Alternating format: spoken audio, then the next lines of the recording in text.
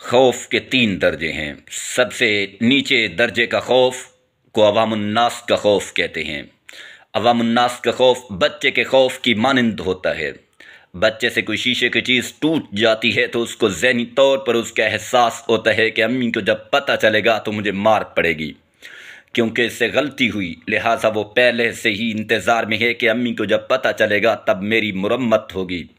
تو عوام الناس کا خوف اس درجہ کا ہوتا ہے کیونکہ انہوں نے اللہ رب العزت کے حکم کو توڑا ہوتا ہے، گناہ کیے ہوتے ہیں، نفس کی خواہشات کو پورا کیا ہوتا ہے، تو ان کے دل میں خوف ہوتا ہے کہ اب ہمیں قبر اور آخرت کا عذاب ہوگا۔ یہ عوام الناس کا خوف ہے۔ وہ اپنے گناہوں کو دیکھتے ہیں، اپنے معاملات کو دیکھتے ہیں، تو پھر ان کے دل میں ایک ڈر ہوتا ہے کہ ہمیں آخرت کے اندر سزا ملے گی۔ دوسرا خوف اس سے ذرا بلند درجے کا ہے، اسے کہتے ہیں ابرار کا خوف، نیکوکاروں کا خوف۔ اور وہ کیا ہے؟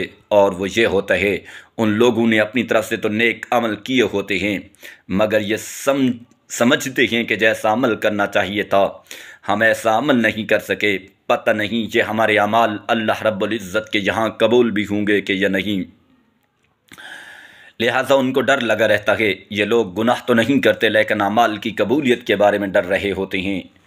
چنانچہ امام غزالی رحمۃ اللہ علیہ اور امام ابو حنیفہ رحمۃ اللہ علیہ نے 40 سال عشاء کے وضو سے فجر کی نماز پڑھی، حرمین شریفین کی زیارت کے لیے گئے، مقام ابراہیم پر 2 رکعت میں پورا قرآن کریم پڑھا، پھر ہاتھ اٹھا کر دعا مانگی، اے اللہ جیسے آپ کی عبادت کا حق تھا وہ حق ادا نہیں کر سکے، اور جیسی آپ کی معرفت حاصل کرنی چاہیے تھی وہ معرفت حاصل نہیں کر سکے، تو یہ لوگ کرتے بھی ہیں، ڈرتے بھی ہیں، عمل بھی کیا اپنی طرف سے مگر قبولیت کے بارے میں ڈرتے ہیں۔ دن رات اسی کوشش میں لگے رہتے ہیں کہ ہم نیکیاں کمائیں، اور پھر رات کو روتے ہیں کہ ہمیری قسمت سے الہی پائیں یہ رنگ قبول پھول، کچھ میں نے چنے ہیں ان کے دامن کے لیے۔